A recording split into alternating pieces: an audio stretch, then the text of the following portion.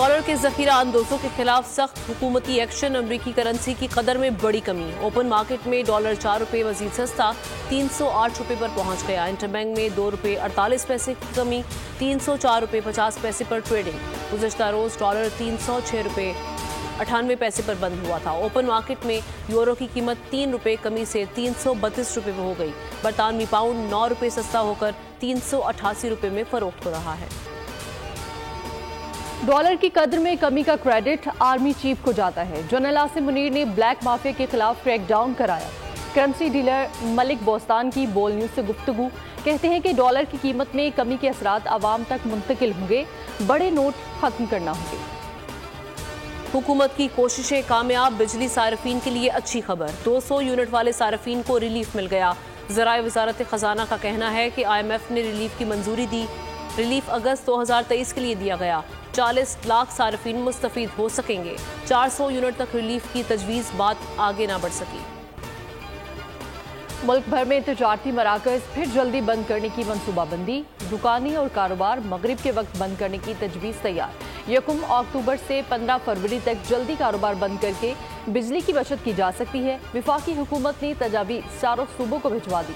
सूबे मुतल्लिका चैम्बर्स और कारोबारी तंजीमों से मुशावरत करेंगे।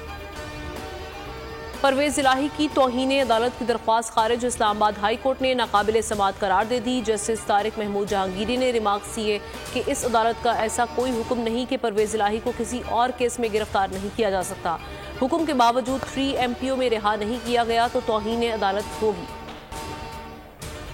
MPO ऑर्डर से मुतालिक तौहीन अदालत केस में बड़ी पेशरफ। इस्लामाबाद हाई कोर्ट ने डिप्टी कमिश्नर इस्लामाबाद पर फर्द जुर्म आयद कर दी।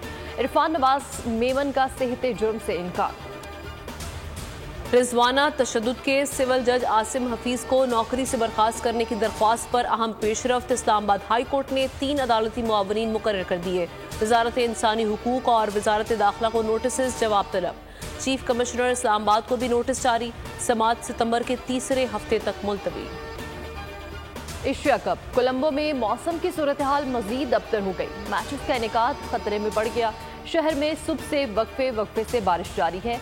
आज शाम एशियन क्रिकेट काउंसिल के अहदेदारान फिर सर जोड़ेंगे। तमाम टीम्स के लिए प्रैक्टिस करना भी मुश्किल हो गई।